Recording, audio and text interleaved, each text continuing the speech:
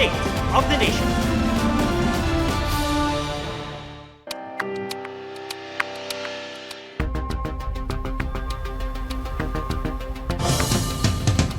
Hamon sa pulisya ang paghuli sa negosyanteng si Charlie Atong Ang na tinuturing na armed and dangerous ng DILG.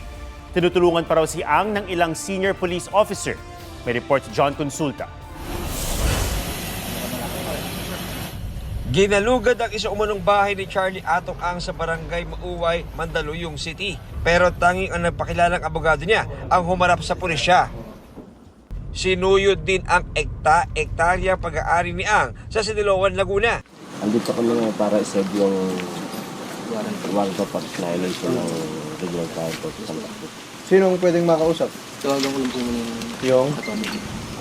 Tumambad sa tracker team ang napakaraming sinungan ng manok, 2 helipad, mga villa at main house sa ibabaw ng Borol.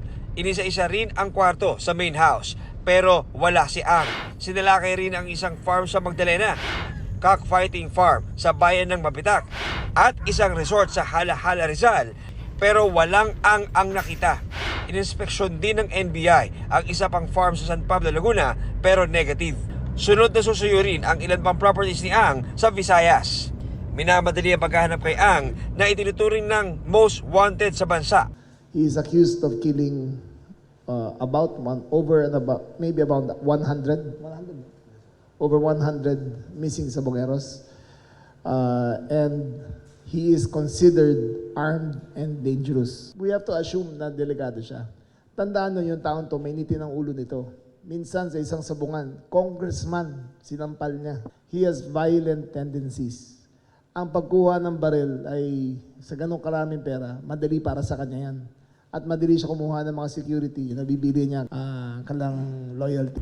Kanselado na ang 6 na registered firearms ni Ang. Ipinasusuko na rin ng PNP ang mga baril kabilang ang 2 M16. We have informed him today properly na the firearm is supposed to be surrendered kasi nga akusado po siya sa isang krimen. Otherwise, we will be conducting also applying for search warrant para makuha namin yung mga baril na yun. Medyo process na po na ibigay sa kanya. Meron siya hanggang bukas. Yeah.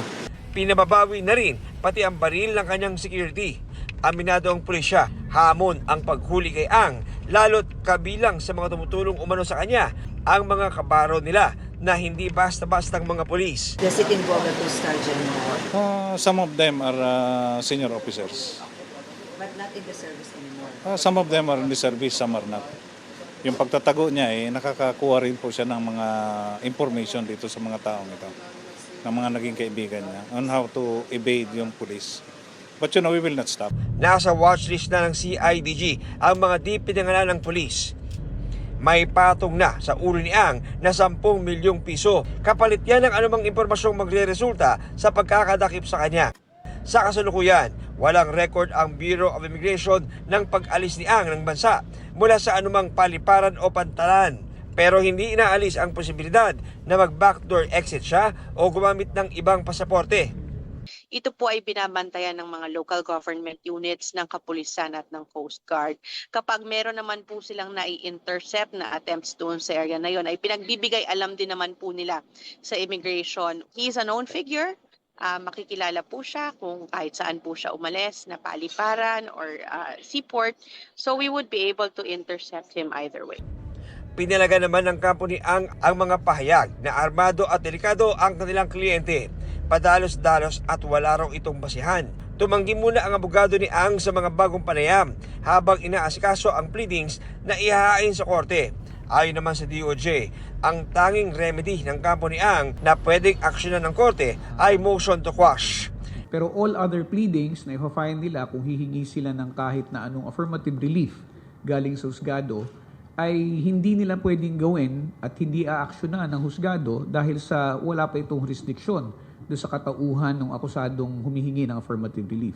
Ang itinuturing naman na whistleblower at siyang nag-ugnay kay Ang sa kaso ng mga nawawalang sabongero na si Dondon Patidongan nasa isa umanong undisclosed location at bantay sarado round the clock. Kasama niya ang kapatid na si Elakin na tatayo ring testigo sa kaso. Kapwa na sa Witness Protection Program ng DOJ ang magkapatid. Ayon sa kanilang abogado, matagal nang may banda sa buhay ng magkapatid pero mas tumindi raw ngayon. Kaya hiling ng mga kaanak ng mga nawawalang sabongero, Sana yung witness namin is maproteksyonan hanggang dulo at hindi magkaroon ng bias na dun sa kaso. Ipagdasal ninyo kami, yung kliyente namin, buong pamilya nila, safety nila, dahil nakasalalay dito yung hustisya sa mga pinasilang na mga sabongero.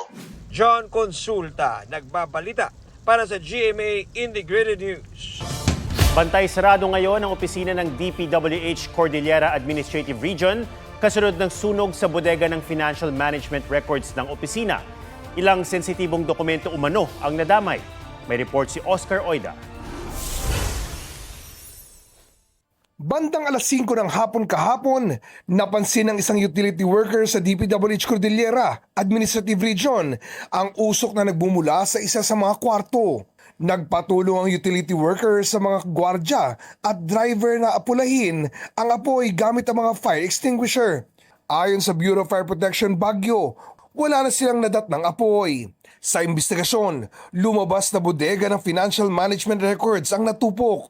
Ayon kay Baguio City Mayor Benjamin Magalong, may mga nakakita na may spark sa posting malapit sa gusali. Sinundan daw ito ng fluctuation ng kuryente at saka ng amoy. Para matukoy ang mitsa ng sunog, nangalap ng mga ebidensya ang BFP at ipadadala sa kanilang national headquarters sa Metro Manila. Ayon sa investigador ng BFP, nadamay ang isang vault ng masiselang dokumento. Fireproof naman daw ang vault, kaya di naabo ang laman nito ng mga duplicate copy ng mga dokumentong naisumiti na sa Commission on Audit. Pero sabi ni Magalong, may mga sensitibong dokumentong nasunog. Siguro it will take about 5 days. Siguro by Monday, magkakaroon na talaga ng linaw kung ano talaga nangyari. Nauna nang sinabi ng DPWH na nakikipag-ugnayan sila sa BFP at lokal na pamahalaan ng Baguio City para sa investigasyon. Sa ngayon, bantay sarado at walang pinapapasok sa nasunog na bahagi ng gusali. Alinsunod sa utos ni DPWH Secretary Vince Dizon. Nagbigay siya ng instruction na ituloy-tuloy lang yung pag-secure dun sa site at walang papapasukin. So 24/7, pinagbabawal namin anybody, pati mga DPWH personnel na pumasok doon sa site na yon while ongoing yung ating scene of the crime investigation. Nangyari ang sunog sa gitna ng issue ng maanumalyang flood control projects. Noong Agosto, 2 proyekto ng DPWH Cordillera Administrative Region ang napuna ni Pangulong Marcos. Isa ang 260 million pesos na rock shed sa Cannon Road na gumuho kasunod ng mga pag-ulan. Ang pangalawa naman ay ang umano'y overpriced rock netting project na nasa Cannon Road din. Nito ng Oktubre, nagkasunog sa tanggapan ng Bureau of Research Standards sa loob ng DPWH Mimaropa Compound sa Quezon City. Sinabi noon ng Independent Commission for Infrastructure, walang nasunog na dokumentong may kinalaman sa flood control projects. Oscar Oida, nagbabalita para sa GMA Integrated News. Dating DPWH Undersecretary Roberto Bernardo, dating District Engineer Henry Alcantara at Gerard Opulencia at kontratistang si Sally Santos, state witness na ng Justice Department. Dahil dito ligtas na sila sa criminal liability sa mga ghost flood control project sa Bulacan. Pero pwede pa rin mapanagot sa ibang kaso. Inaasahan ng DOJ na magbabalik ang apat ng kabuang 1.5 billion pesos. Sa ngayon, nasa 316 million pesos pa lang ang naibabalik nila. Hindi naman nag-qualify sa Witness Protection Program sina dating DPWH Bulacan Engineers Bryce Hernandez at JP Mendoza. DILG Secretary John Vic Remulla at Ombudsman Jesus Crispin Remulla 2 beses umanong tinangkang suhulan ng ilang sangkot sa maanumalyang flood control projects. Sabi ni Secretary John Vic Remulla, aabot sa 2 bilyong piso ang tangkang suhol. Nauna yung contractor, pangalawa yung contractor. Nagparating sa aming mutual na kaibigan na kung pwedeng tulungan. Agad daw itong isinumbong ng kalihim kay Pangulong Marcos. Sinabihan naman daw ni Ombudsman Remulla ang kapatid na arestuhin agad kapag may nagtangkang manuhol. Bribery na yan eh. Corruption of public officers yan. JP Soriano, nagbabalita para sa GMA Integrated News. Natusok ng bakal na bakod ang mukha ng isang senior citizen sa Quezon City. Babala, sensitibo po ang video na inyong mapapanood. Nahilo raw habang nangunguha ng malunggay ang senior citizen. Nilagyan muna ng benda ang ulo ng biktima habang pinagtulungang putulin ng mga rescuer ang bakal. Pagkatapos ay manu-manong tinibag sa pagkakasemento ang bakal. Isinugod sa ospital ang biktima at kasalukuyang nagpapagaling. Bago ngayong gabi, isa pang labi ang na-recover sa gumuhong landfill sa Binalio, Cebu. Dagdag yan sa 5 na-recover kanina. Umakyat na sa 26 ang kumpirmadong nasawi. 10 pa ang hinahanap. Pahirapan at peligroso ang paghahanap sa mga labi dahil sa pabugso-bugsong ulan maghapon. Sa pagbisita ni Pangulong Bongbong Marcos sa Balamban, Cebu, humiling siya ng saglit na katahimikan para sa mga pumanaw sa pagguho ng basura. Nangako ang Pangulo na may mapapanagot sa trahedya at tiniyak ang tulong pinansyal sa mga naulila.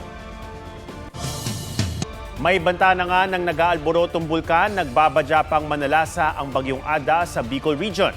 Ang mga nakatira sa lahar-prone areas sa Albay, nagsilikas na. May report si Ian Cruz. Bago pa sumikat ang araw, nagliwanag na ang bulkang Mayon na tanaw sa bayan ng Daraga.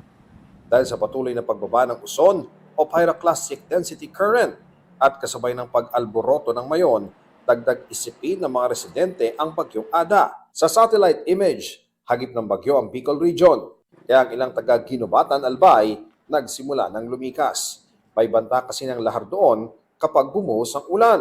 Yung lahar ba matindi ragasa dito sa inyo? Opo sir, kapag may bagyo po. Ano nangyayari? Yung ano po daanan namin, yung na ano po siya nahukay ng tubig. Hanggang ngayong gabi, patuloy ang paglikas sa mga residente. Sisikapin ng MDRRMO na walang maiiwan sa mga critical zone para matiyak ang kaligtasan ng mga nasa gitna ng bagyo at pag-alboruto ng Mayon. Nilang barangay ay na-isolate kapag rumagasa po yung tubig na may lahar doon sa 2 gali na nasa gilid ng kanilang barangay. At ayaw daw po nila na ma-isolate sila dito kaya kailangan lumabas sila sa kanilang barangay. Nalulubog din sa lahar ang mababang lugar sa barangay Masarawag. Kaya nagsimula na rin magparikas doon at kung magmatigas ang ilang residente. We'll do it po naman na magpa-forced evacuation just to ensure po na safe ang ating mga kababayan. Ang Masarawag Gali naman na nasa 8 km radius ng bulkan, nilalamon din ng lahar kapag malakas ang ulan. Pero hanggang kanina, may mga truck pa rin na dumaraan dito at may namataan pa kaming magsasaka. Sa bayan ng Kamalig, may mga marker sa gilid ng kalsada bilang babala na ito ay lahar-prone area. Dahil sa bagyo, nagkansela na ng face-to-face classes sa lahat ng antas sa pampubliko at pribadong paaralan sa Albay at Sorsogon bukas. Kanselado na rin ang biyahe ng mga sakyang pandagat sa southeastern portion ng Albay. Pati sa mga pantalan sa Matnog, Pilar, Castilla at Mobo. Sa Catanduanes, ipinatigil na rin ang paglalayag ng mga sakyang pandagat. Pinalilikas na ang malapit sa flood at landslide-prone areas. Sa Surigao City, Surigao del Norte, ramdam na ang pabugso-bugsong ulan. May mga lugar na nagkansela na rin ng klase. Ipinagbawal din muna ang pangingisda at biyahe sa mga pantalan. Mahigpit ang monitoring ng CDRRMO sa lungsod, pati na sa Siargao at Bocas Grande Islands.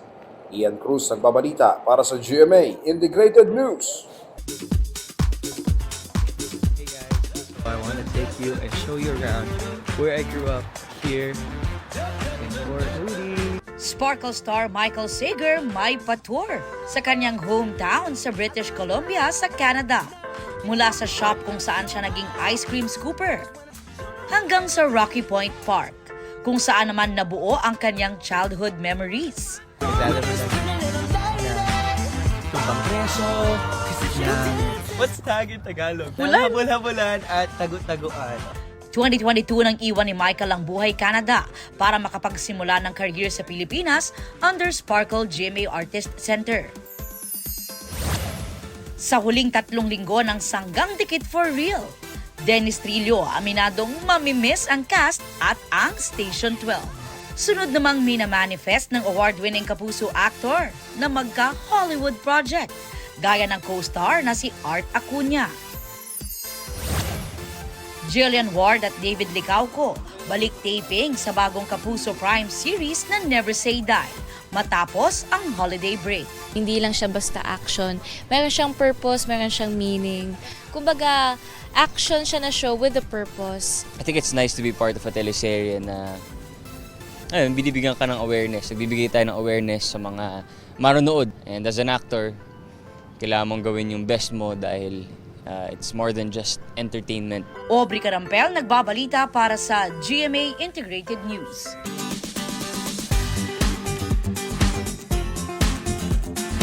Para may kalaro, isang makulay na sisiw ang binigay sa isang bata. At from chick to chicken, alagang-alaga siya sa isang stress-free environment. Pusuan na yan sa report ni Sandra Aguinaldo. Hindi ito ang paboritong anak ni tatay, pero ang pinakamamahal na alaga ng anak ni tatay. Ang chicken pet ni MJ na si Mocha. Mula sa pagiging orange na sisiw, hanggang sa lumabas ang tunay nitong kulay, si Mocha di raw nakaranas ng isang kahig, isang tukang pamumuhay. Raised in a stress-free environment pa. Ay, bawal yan lulutuin. Bet lang yan pag pet hindi lulutuin. Sisiw lang daw ang pagpapalaki nila sa manok. First time po namin mag-alaga din ng manok. Okay na siya sa experience kasi bago po, tapos nakakatuwa kasi may mga traits pala sila na parang katulad sa aso na malambing, na gusto niya lagi din nakadikit sa'yo. Mahilig daw talaga si MJ sa mga hayop at naghahanap rin ng kalaro. Hugot naman ng daddy ni MJ. Gusto nilang iparana sa anak na mag-alaga ng manok na di magiging tinola. Yun nga lang, nabokya ang akala nilang mangingitlog si Mocha. Akala po namin nung una, babae po, meron pong kaming makukuhang itlog. Yun, tapos yun po, nagulat na lang kami, nagkapalong na po siya, tapos tumitilaok na po. Sandra Aguinaldo nagbabalita para sa GMA Integrated News. At yan po ang State of the Nation para sa mas malaking misyon at para sa mas malawak na paglilingkod sa bayan. Ako si Ato Maraulio mula sa GMA Integrated News, ang News Authority ng Pilipino. Huwag magpahuli sa mga balitang dapat niyong malaman. Mag-subscribe na sa GMA Integrated News sa YouTube.